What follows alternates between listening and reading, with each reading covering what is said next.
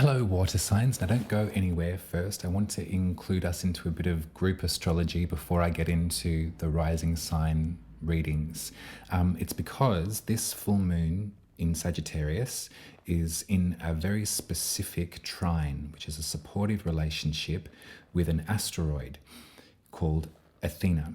Now, the reason that I'm bringing this up is because I've just come off the back of a really beautiful birth chart reading with someone called Kirstine last week. She lives in Scotland. And after the fact, Kirstine published this beautiful drawing of Medusa that she had made. And she included with it a passage from a book called Great Goddesses by Nikita Gill. It's a body of work that reimagines or retranslates the ancient mythology using a very specifically feminist voice. From the hands of men, these stories are handed down to us, but Nikita has taken them and taken control over the narrative and given the characters different intentions for their actions. So I'm going to read you the passage straight up and then I'll explain and we'll get into the group astrology. I'll make you a trade. Your beauty for stone, your sea-beloved tresses for venom-filled snakes, your innocent doe eyes for frigid gaze. The sea is in the habit of ravishing what does not belong to him, taking without consideration. But, sweet girl, I promise you, I will not allow this. I will not allow this to be your ruin. You are sacred, one of my own. And no cruel chaos will devour you again. Choose terror over maiden. Relinquish your human. And I will turn you into a goddess in your own right, a deity of monsters, a myth that will scare men for all the years and their seasons. I've read that a few times today and it still packs a punch. It's freaking huge.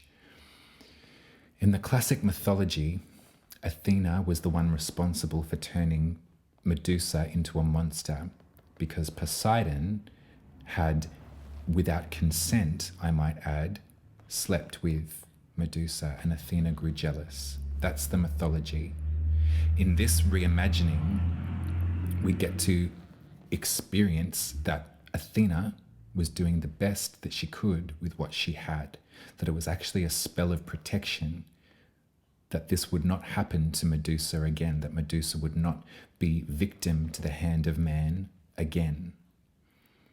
In the mythology, Athena was born from the head of Zeus, the head of her father, and she had no childhood. She was born in full army regalia, militant armor, ready to go, ready to fight. No nurturing, no maternal comfort. And so she was doing the best that she could. If this is something that we can work with now, and I think that it really is, we've got to remember that we are all doing the best that we can with what we've got. And that we all, in some way, armor ourselves against potential threats. We steel ourselves to face it. I'm actually wearing my own version of the Medusa mantle now. This leather jacket is something that I've had for 20 years. And I used to wear it going to and from gigs. I was a showgirl back in the day. I used to dance on bar tops and tabletops in my underwear for anyone that would have me. Had a great time. But I knew that I had something very vulnerable that I needed to protect. And so on the street, I'd put this jacket on and it changed my gait. It changed the way I talked. In fact, for most of these readings, I sound like somebody else. But it was almost became like a cage.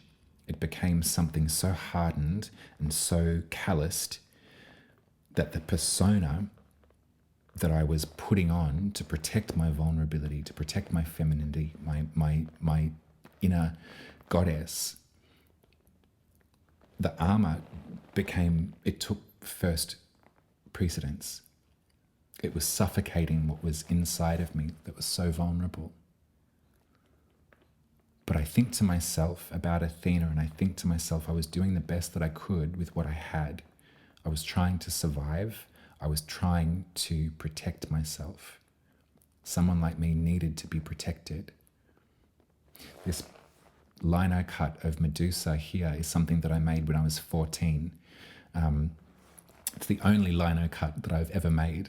I never picked it up again because I wasn't good at it. I'm much more expressive in my art making. I'm not a crafts person, but I'm glad that I made this. And I'm glad that I made this when I was 14, because I could have done with a lot of protection when I was 14 too. And so my obsession with the goddesses, the great myths, was in me already. And it's taken me until this point to realize that it's connected. Medusa at 14, Medusa in my adult years. And so I read this reimagined myth by Nikita Gill and I think to myself, holy shit, this is what we do with this stuff, don't we? Language evolves, and we, as a people, have control over how those stories are going to be told. The history books were written by a certain group of people for a certain end. And we have access to the stories of the ancients, and we get to listen to them and hear them in the way that we wish for them to be told. Now, the reason I'm saying this is because this moon in Sagittarius is in perfect trine with the asteroid Athena. At 13 degrees of Sagittarius is the moon, 13 degrees of Leo is Athena. And so I hear her, I feel her speaking. And it was by no arbitrary sense that Kirstine published this beautiful passage by Nikita Gill for me to listen to before I was preparing for these readings. This feeling of exhaustion might be palpable at this time, my water signs, especially for you, that absorbency that you have to feel. In the tarot, it's the 9 of Wands that is illuminating this moon. So you can see there's someone here that is at the end of their tether. They've been beaten, battered, they're up against it, but they're still standing, head bandaged and everything. They're still standing in weight. They're still standing in their magic, in their wands, and they're not moving, and they're doing the best that they can with what they've got. So I want you all to remember that as we go through these horoscopes and as we experience this full moon in Sagittarius. We're doing the best that we can with what we have. And when we realize that we can take off the monster mantle, that's when our vulnerability can blossom and grow. And we know that we can do that when we feel that we're safe. So that's that. I am going to invite you to ritual again. So at this full moon on the 4th of June, I am holding a Zoom ritual, and I'll be telling stories. I'll be reading group tarot, and we will be sitting in audience with the full moon in Sagittarius together. So if that sounds like something that you've got time to do, head to umaruby.com and book yourself a place. It does cost $50, but there is a discount code for all of my work. It's the 6 of Pentacles. So if you wanted a reading with me, a birth chart reading, if you wanted to come to ritual, just type in the 6 of Pentacles and that will knock 25% off the work. I don't want this to be unaffordable for anyone. If you feel resonant with this work, then I want it to be accessible to you. Yeah, so that's that. Let's get into the readings. Thank you for hearing me out.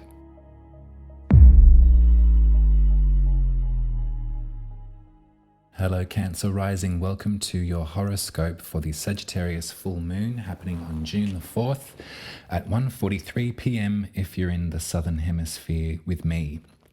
So the moon in its brightness, in corroboration with Athena, is lighting up your 6th house, which is where we find a relationship with our health and our body. We listen to our body to see what it's trying to tell us. And it also has a lot to do with the rhythm of servitude. If you think about the things that you need to accomplish in a day, and you think about the mentality that you need to get into in order to pull it off, in order to move through it, grit your teeth and bear it, then this is the sixth house.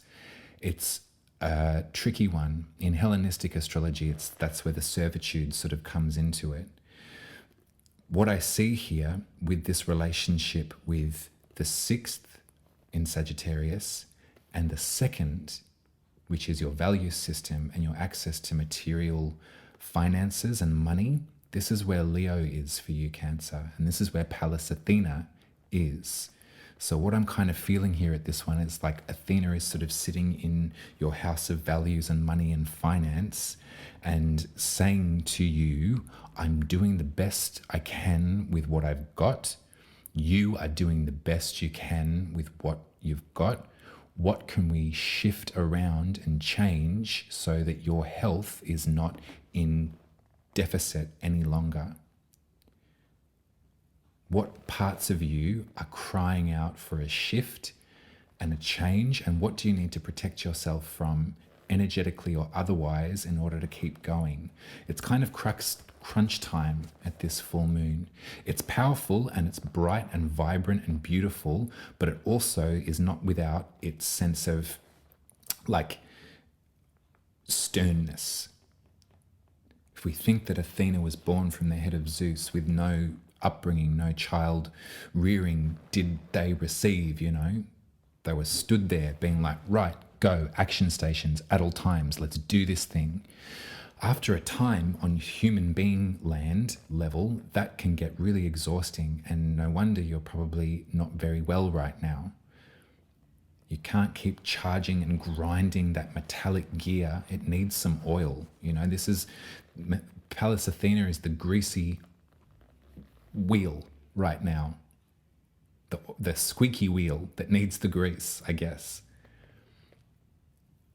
It's a pretty powerful story, and I'm really glad that this is the one that we're sort of sitting and landing on for these readings. I didn't really plan it this way, but then again, like all of the elements just sort of came together. When it comes to your vessel, when it comes to your grind, that needs to be in a rhythm that you can maintain it, that you will have the strength to keep going, and probably for a lifetime of always finding the strength to keep going, or finding the puff, finding the wood to make the smoke, to make the steam. Yeah, it's like House of Cards moment. And I think that Athena's here bringing this message. Your money, your coin, your finances, your individual sense of values and your access to resources is something that it feels like you've been on a sort of solo mission up until this point. I've said it in a couple of the other readings, and I said it in this intro, but we're doing the best that we can with what we've got. And if you need some more, then it's time for us to start figuring out ways that we can strategize to get you more. Because the rhythm that you're in at the moment is sort of, and I know the feeling very well. In fact, I know the feeling all too well. It's how I've kind of lived my life up until this point. And I think that this message is sort of, as it always is, but it's for me too. It's sort of like, yep, rub those two sticks, keep charging, keep grinding, keep grunting it out, no worries. Like, when you come from an area that was like had little support, or there was little to go around, there was little to spread around, you become quite light on your feet. You become quite cheap to run, is a phrase that I often would use to refer to myself. I'm cheap to run. I don't need much to get by. I don't need much to have a happy life and continue going. If you're a creative person too, that's sort of something that sort of lingers over your head. You're sort of being told that by society at all times. It's sort of like you want to engage in that, you want to endeavor and expand your mind in that direction. Is that what you want to do? Fine. Get used to being a pauper, get used to not having anything. And in contemporary society, it's like get used to it, but also hurry up too, because things are getting more expensive.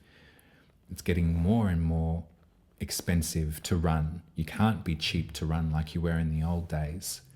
And if you've devoted your energy and your life into one particular avenue that is just getting it over the line and just getting it to the next month, you know, paycheck to paycheck, rent to rent, I feel you, babe. It's friggin' exhausting. And you can see why we're talking about Athena. We're talking about leather jackets. We're talking about how we protect ourselves, how we barricade ourselves from harm, because it's been a lifetime of needing to do so. It's been a lifetime of just having enough to get by.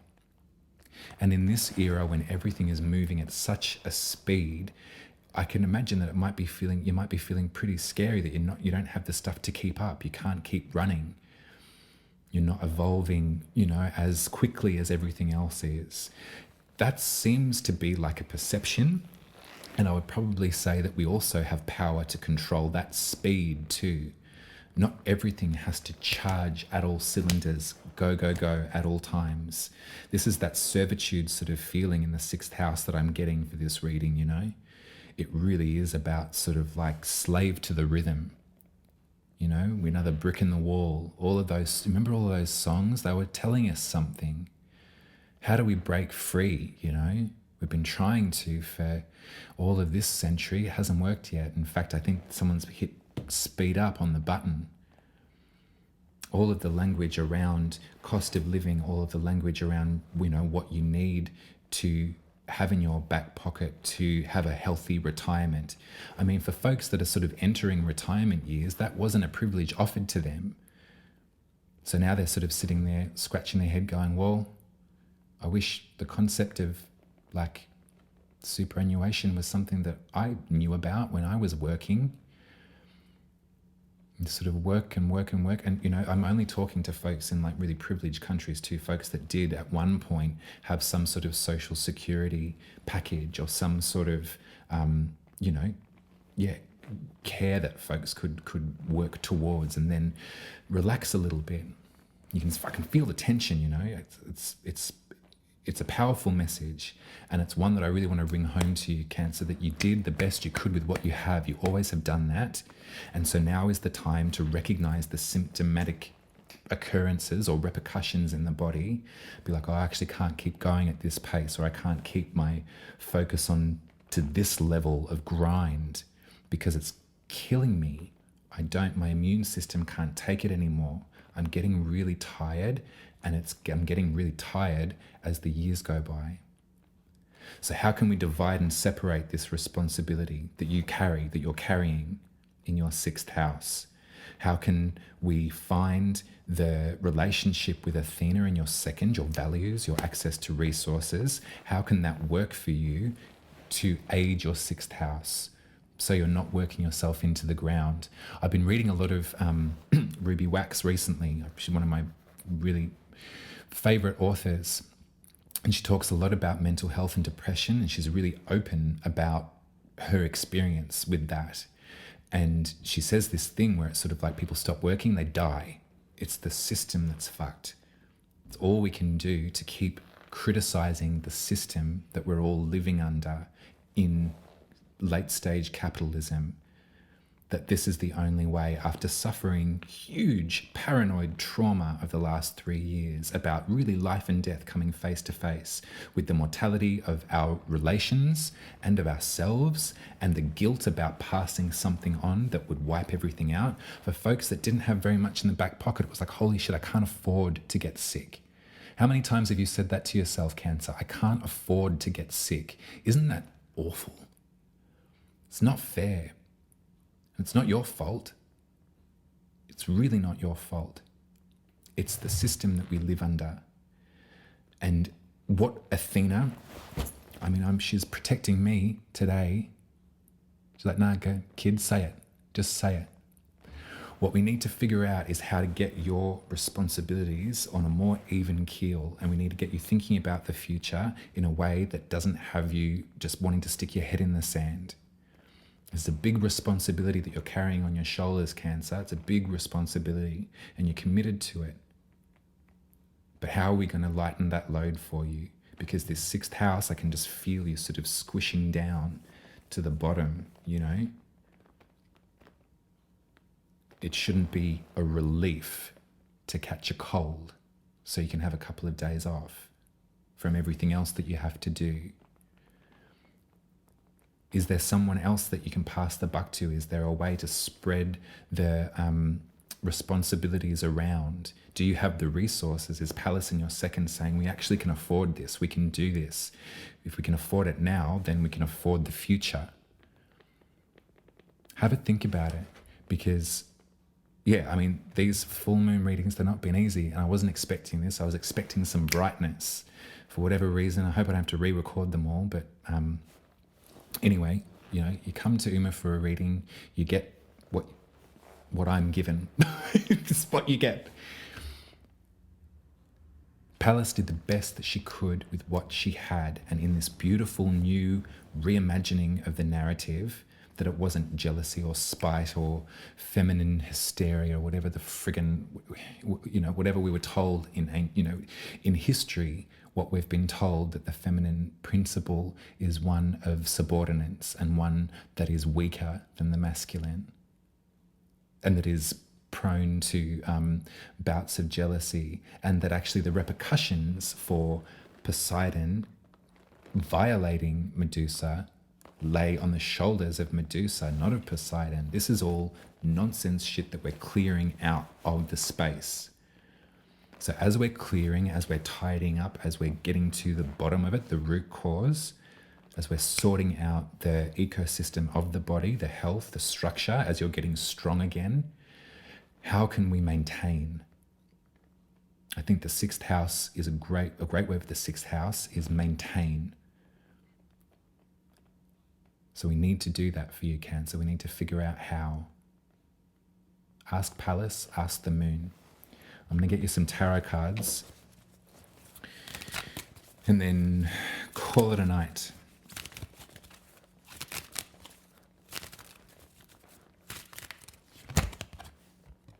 The Two of Wands. Jupiter's in your 11th house, community, friendship, good fortune, all of that stuff. That's going to be there for the next 12 months. So look to community perhaps to figure out some of this stuff. Strategize.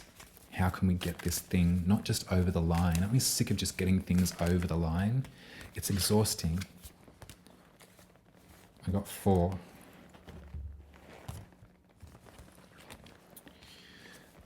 Two of Wands, Page of Swords, the Hanged One, and the 9 of Swords in reverse. Yeah.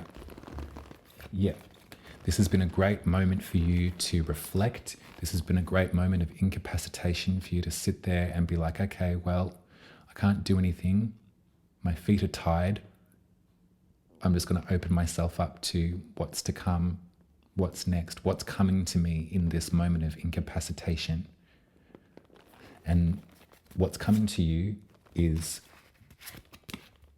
a real qualification or clarification that the mental cage, the continual cycle of thoughts and ideas about yourself and your shortcomings is over. I'm going to drop that card. The sun's actually in the 9 of Swords moment in the zodiac. So it's kind of beaming down, you know, on this moon. So drop the Gemini, drop it. Drop the conversation for the minute. It's unhelpful. What else has come to you in this moment of incapacitation? Is it a possibility? Is it a gateway, a portal of potential? Who's telling you the truth? Maybe in a clunky way, but who's telling you the truth? Who do you trust? Who's got an idea that you can go with? Follow them, because that gateway is going to open. That Two of Wands is like, right, let's write this thing. Let's write this action plan. Let's do it together. That's your reading, Cancer. Thanks for being here with me. Do join me in Ritual on the 4th of June at 1:43 p.m. You can book the tickets via my website. As I said, the 6 of Pentacles is a discount code for all of my work in perpetuity, no questions asked. If you're still here with me in this reading, please drop me a snake in the comments. I'm trying to win the YouTube algorithm to get these horoscopes out to more eyes. So drop me a snake, pass the work along. I'd be very grateful for that. I'll speak to you in 2 weeks for the new moon in Gemini. Take care, Cancer.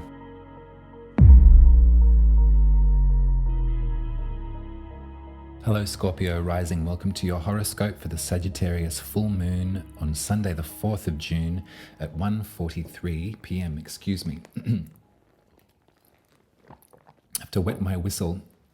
The water signs are last, so you can hear I'm croaking out. As I was telling you the story of Athena, and as I was telling you the story of Medusa, I wonder what was coming to you as you were hearing that beautiful new myth by Nikita Gill, that protection spell. Has there been moments in your life where you've had to guard yourself up to protect yourself, where you've had to become some other alternative version of yourself to protect what is so soft and gentle and vulnerable on the inside? And moving forward, how do you wish to reconcile that? How do you wish to take the mantle off, you know? And I'm not saying sort of like bear it all and be vulnerable and, you know, put yourself up for, you know, put yourself in a vulnerable position. But I just think it's a really nice myth for us all as a sort of collective consciousness to sort of rewrite together, that we're not going to put the culpability of the victim on the victim's shoulders, that perhaps the perpetrator of violence might be the one to wear a bit of that load. So for you, Scorpio, Sagittarius rules your second house, which is your career. No, it's not. It's your money. It's your value system. It's your access to resources.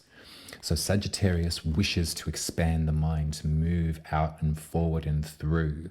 And this is a great full moon for you to get off your own back about how much money is in your pocket and how much you've got to work with. Maybe it's going to be a great night for you to celebrate because something just ticked over the line, something came through. I hope that that's the case.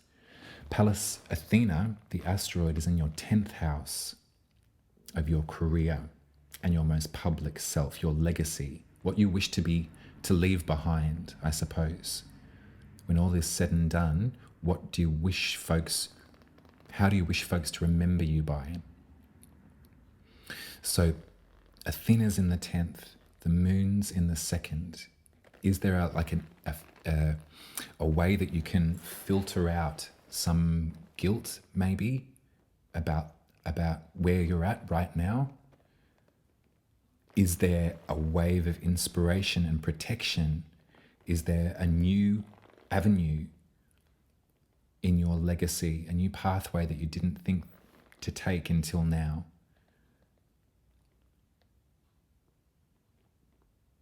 Check it out.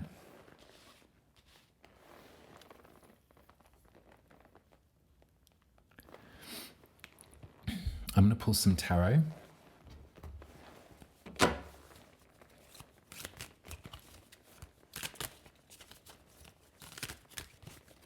It's been a long day, Scorpio, I tell you what. I wasn't expecting for these readings to be so sort of blunt, and I apologize if I'm sort of off kilter with your vibe, like if you'd prefer something a bit softer. I think I haven't worn this jacket for 3 years. Changes the way I walk, changes the way I talk. I get it. I understand why I had to be that person. I really look forward to celebrating where I am now, you know? Setting some of that down, some of that monster down. Being kind to the monster as well. When I think of Leo, which is where Athena is right now, it's the Strength card. And we know all too well that the beauty of this card is not with aggression or not with, there's no winning out over the beast with violence or dominance. It's about compassion and tenderness and sweetness. So I wonder if there's a little bit of that compassion and tenderness and sweetness that you can afford yourself. If you can afford yourself a bit of a reprieve from all of this chatter about not measuring up or about making the wrong decisions or not having the willpower to continue going or not having the business mind to continue going. You're doing the best that you can with what you've got right now, Scorpio. And that's good enough for anyone. So please give yourself a little bit of reprieve from the pressure of accumulation as well. You know, earn, spend, keep this thing going, you know. Got the powers that be telling us to keep our eye on the economy. Oh, got to watch out. Oh, it's trying times. Oh, careful. As if it's the responsibility of the people on the bottom of the pyramid to have to pick up the slack. There's tax breaks for multi-billionaires, you know. Come on. What about the folks that like succeed in their eyes if they've got food in the fridge? Come on. That ain't your fault, Scorpio. It's not your fault. And I think you should be really proud of yourself for continuing to work so hard and continuing to front up. Because some people don't have no idea what it takes to keep things going, to raise a family during all of this inflation. And so maybe sometimes there might be a bit of like brusqueness in your own vibe. There might be a bit of, you know, short temper or a bit of snapping, you know. You feel guilty for that because you're a Scorpio. You're sort of like, oh shit, didn't mean it like that. I'm a terrible person. It's going to go back onto you. Remember the Strength card. Remember Leo, and remember that compassion can be afforded to others and it can be afforded to yourself too. It's a crazy world out there right now. Now in your tarot, you got the Ace of Swords in reverse. You got the 10 of Pentacles, and you got the 7 of Pentacles in reverse. This is nice. I feel that there's something like that's not true that maybe has been uttered to you one or too many times, Scorpio, and it's sticking in your craw. And it's got a lot to do with, look at that, your 10 of Pentacles, your legacy, what you wish to leave behind might be a nice way to think about it as well. What do you wish to leave behind? And what has been said to you about that idea? Has there been some kind of critique about the way that you run a household or balance the books or things like that? Has there been someone that's been agitating, trying to get a rise out of you, trying to get you to throw in the towel, trying to get you to quit? You're not going to quit because you're a fixed sign. There's no quitting in fixed signs. They go the distance. But maybe have a little think about Pallas Athena, I reckon. The mythology is pretty powerful. We've got to remember that Athena was born ready to go. No childhood. Athena was out there, moving in the direction that she was told, doing the best that she could to protect and save the ones that she cared about. The 7 of Pentacles in reverse means that you can like chill about growth. There's a feeling of being really exhausted with the 7 of Pentacles, kind of thinking, I've done all of this planting and sowing and seeding, and look, my fingers are bleeding. I've been out in the friggin' sun all week sowing this crop. And what if it doesn't rain? Then what? Then it's all going to dry out and I've got nothing. I don't reckon that's the case, Scorpio. I reckon you're going to be just fine. And maybe it's this moon that like can maybe shift a little bit of the emotion of the thing. It might be really nice for you to give yourself a moment to have a tantrum. It might be really nice for you to like complain, but then set it free. It's a good thing about a full moon is that we get to speak to the full moon however we need to at the time, and there's not going to be any resentment held. The moon doesn't hold on to things. She actually releases them. She releases them back. So if things about money are scaring you, if things about what you're leaving behind are scaring you at the moment, this is the full moon to work with that emotion, to chip down below some of those layers of ice that you've kept to keep all of that vulnerability so safe. I mean, let's think about that as far as like the monster mantle. Not to say that you're a monster, Scorpio, you're not for a moment. But have a little think. It's sort of like, yep, she'll be right. She'll be right. She'll be right. She'll be right. She'll be right. Still there. Still waiting to come out. If it's fear about the future and what you've got to like provide, if you've got a lot to provide for, then it might be a really nice thing to get some of that off your chest. I think that Pallas in your 10th house is standing by you. That's what I feel. Athena is like, you are my family and I'm protecting you right now. I'm going to hold your hair back if you need to chuck. I'm going to bear witness to some of your pain and anxiety and sorrow for once. I'm going to let you tell me what happened. That's what Athena is doing now in this version of the story. What happened, Scorpio? I'm sorry. I'm sorry that happened to you, Scorpio. That wasn't fair. That was really cruel. And look at you, continuing to show up, continuing to be present and available for those that you care about, continuing to provide for those that need you. That's power. That's strength. And that's not strength with violence. That's strength like the tarot.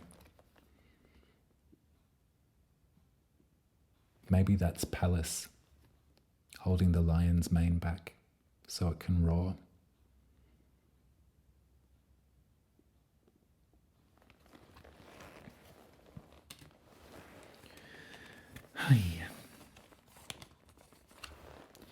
You've got 12 months of Jupiter, expansive possibility in your 7th house, which has had the fires blazing through it over the last 18 months, Scorpio. So I wonder if there's someone in there in your relationships, your close, nearest and dearest, that you can turn to at this time. It's all well and good to cry and howl at the moon. It's also really great to cry and howl with a sister or a friend, someone that you feel safe with. It's important that at this time in history, you feel safe to be vulnerable so you can continue doing the brilliant work that you're doing and continue to provide for those that need you. That's no easy feat. And I hope that you've got someone to talk to about it. And I reckon, looking at Jupiter in your 7th house, that you probably do. Maybe you just haven't thought to ask yet. That could be something. Well, take care at the moon, Scorpio. I'll be with you. And if you wanted to join the ritual, head to umabribi.com and book yourself a place there. If you're still here with me right now, drop me a snake in the comments. I'm trying to get my algorithm on YouTube up, trying to get more eyes on this work for those that need to see it. So yeah, you don't have to say anything or comment, just drop me a little snake. That'd be great. Yeah, if I don't see you at the ritual on Sunday, then I'll be with you in 2 weeks back here on my channel for the new moon in Gemini, which will be a refreshing seltzer after some of this intensity. But yeah, remember that Athena was doing the best that she could with what she had. And you are too. Take care, Scorpio. Bye.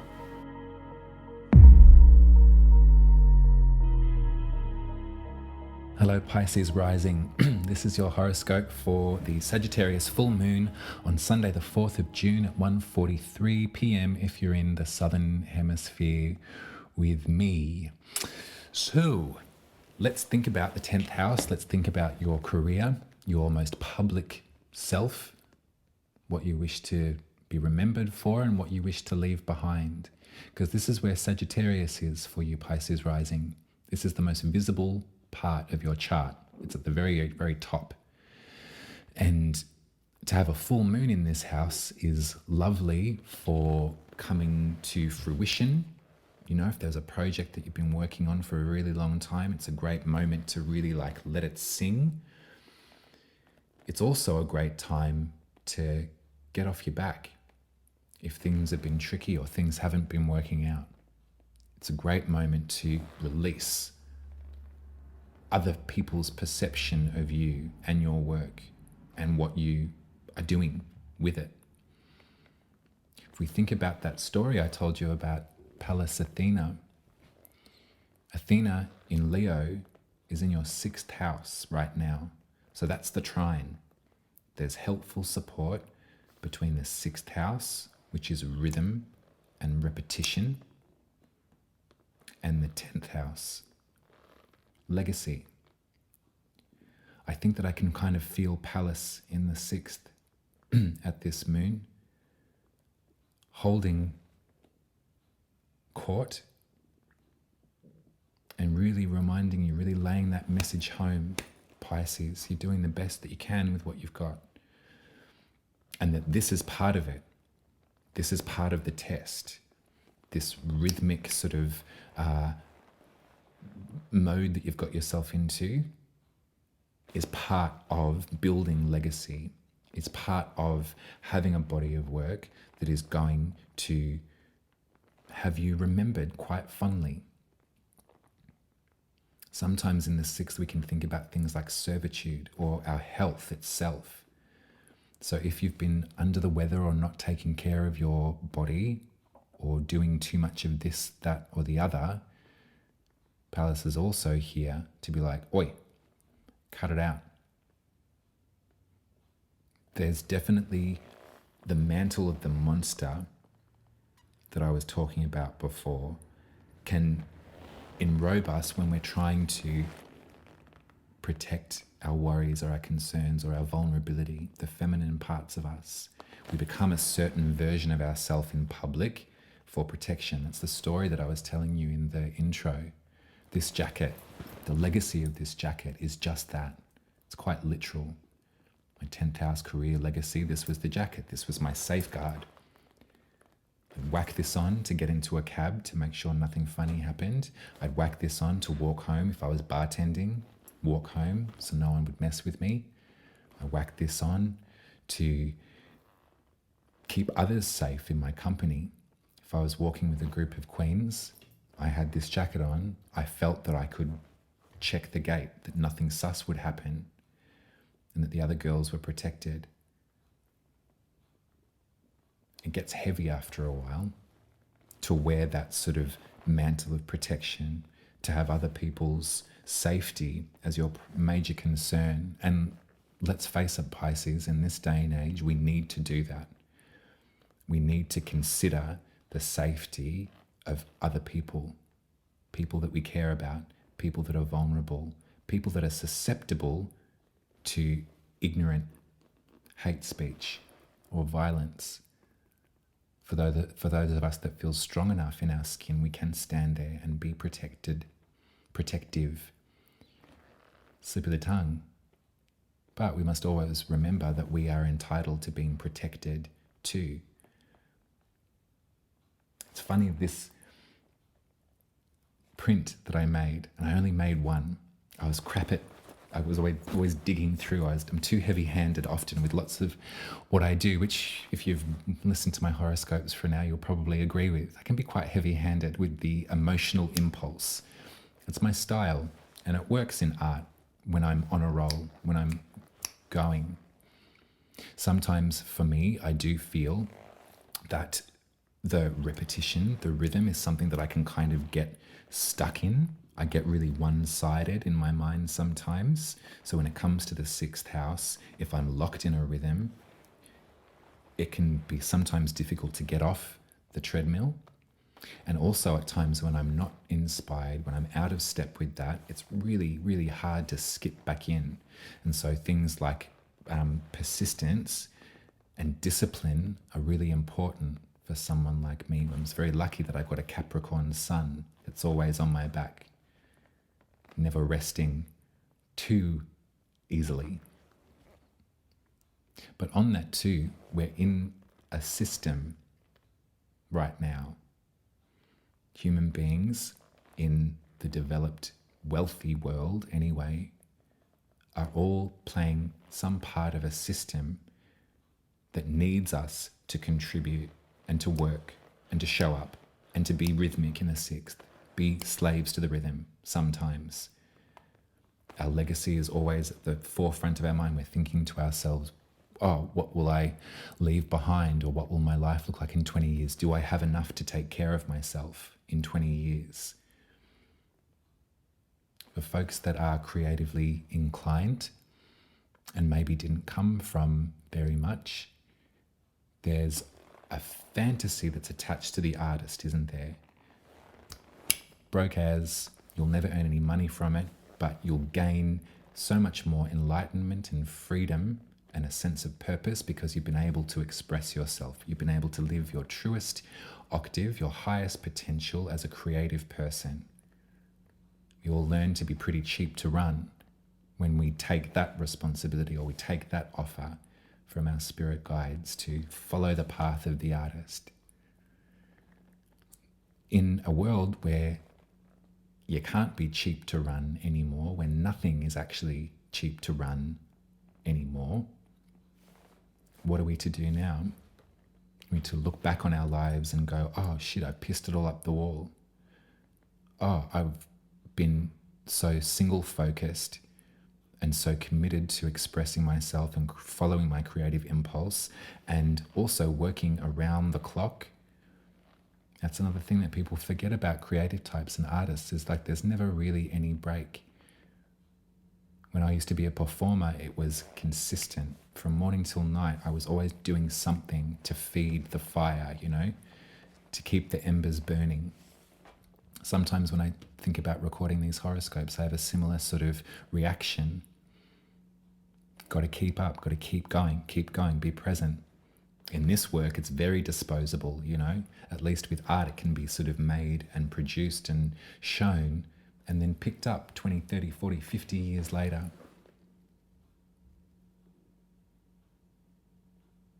In astrology, there's the necessity to continue because the moon never stops for us. And so what I'm learning in my sixth house is a nice relationship between a sense of boundary and a sense of that will do, on to the next one. Not everything has to be such a hard and fast, bearing of the soul. Although I've proved myself wrong with these horoscopes. I think at this full moon, I'd really love for you to be in rapture with what you've achieved till this point, and not in the sense of quantity, not in the sense of status or financial stimulation, recompense, nothing to do with that. I want you to be proud of yourself, Pisces, for what you've created. and how you've managed to express yourself and expand your mind and learn, and how that has influence over people that you care about, how that inspires people around you. That would be a lovely thing to do at this Sagittarius full moon. I think Pallas Athena in the 6th is almost like putting her hands on your shoulders and being like, chill, chill, Pisces. Take this moment. Take this moment to reflect. Remember when Uma showed you that lino cut that they did when they were 14 years old? Remember that story they weaved about that symbol of protection and how that influenced their adult life, and how only by reading from another artist did they understand the reason why. This is what creativity does. This is what expressive people do. Trying to interpret the world through your lens. You're trying to find the language to express that, Pisces. And it takes a different path to other folks. It's a different road, it's a longer one, and it's much windier.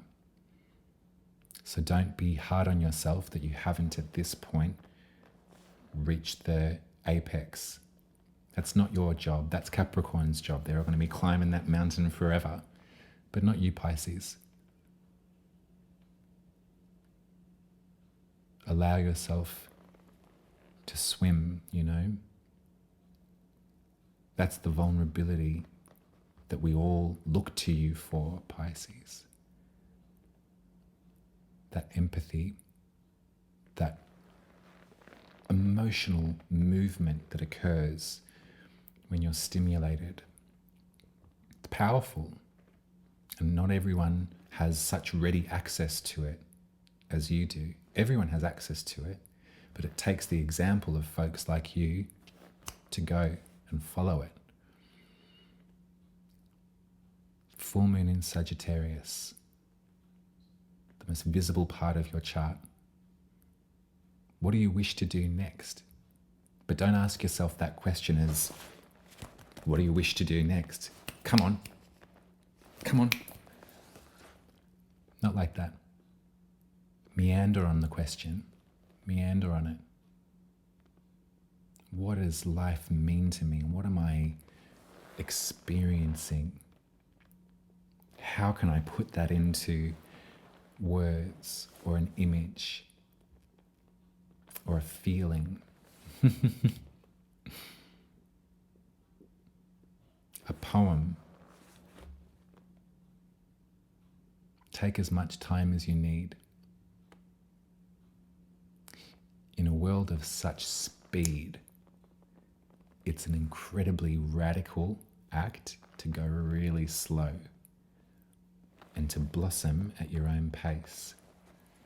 I just got an image of one of those big orchids, and I can't remember their name, the corpse flower. They stink, but they bloom once in a blue moon for a couple of hours, and then they're rotten. Not saying that that's you, Pisces, rotten fish, but it's worth it. It's worth the wait. Any botanist will tell you that. Got the 10 of Pentacles.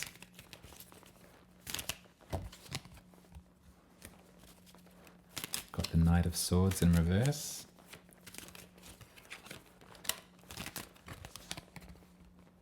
And I got the Ace of Pentacles in reverse. Yeah. So 10 of Pentacles is legacy. This is the 10th house, right? What do you wish to be known for? What do you wish to leave behind? Who are you leaving it to? And what do you wish for them to do with it? Although that's not really your business. Whatever you leave behind is up to everyone else to decipher. I got the Knight of Swords in reverse and the Ace of Pentacles in reverse. So what I feel with these two is that there's something about a red herring, maybe. It's kind of like the Knight of Swords talks a lot and has a lot of truth and a lot of potential and ideas and things like that. But in reverse, it's sort of like, what's the go? You know, hold your horses. Go over that again. Maybe this is you too, Pisces. Maybe you're sort of really willing to activate something, but then it's sort of like, I've confused myself. Actually, I need to think about what I'm asking again.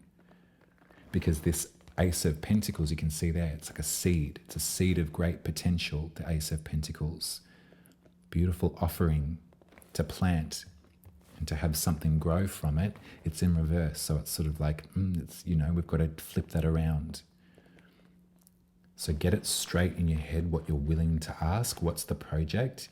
Get it straight in your mind what you can contribute, what you can offer.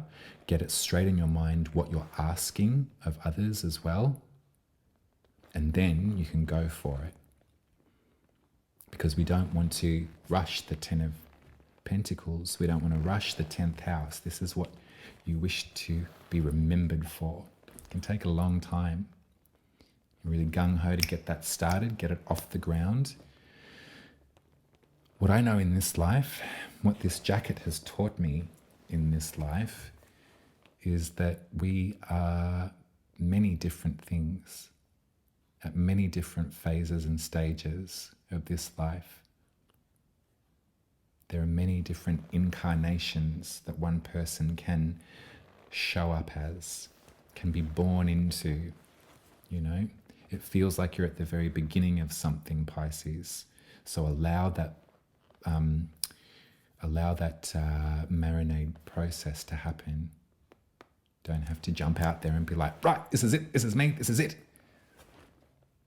Allow this next stage to unfurl and get it clear in your mind what you're asking, and then you can ask for it, and then you can start sowing those seeds to grow this project in the future. Yeah, that's your reading. Much love to you, Pisces. If you wanted to join me in ritual on the actual day, on June the 4th, so this Sunday, it's at 1 p.m. Go to my website, umaruby.com, and you can book yourself a Zoom ticket. It costs $50, but as I said, the 6 of Pentacles is available for all of my work in perpetuity. I never want anyone to think that they can't afford this kind of experience or these kinds of readings. So if that's what you want to do, whack it in. And I'll be with you in 2 weeks for the new moon in Gemini, which is the 4th house. It's your home, your roots, your stability, your privacy, all of that stuff. Actually, a place where that seed might start to shoot some roots, might start to have you feeling a bit more settled and available to collaborate. Take care, Pisces. I love you very much. See you soon. Bye. Oh, actually, you know what? If you're still here, a bit late. If you're still here, drop me a snake in the comments. You don't have to write me a comment or anything like that, but I am trying to get the YouTube algorithm to pick up the work and have more eyes on it for folks that would like to listen. So throw me a snake in the comments. That would be awesome. In honor of Medusa. Bye.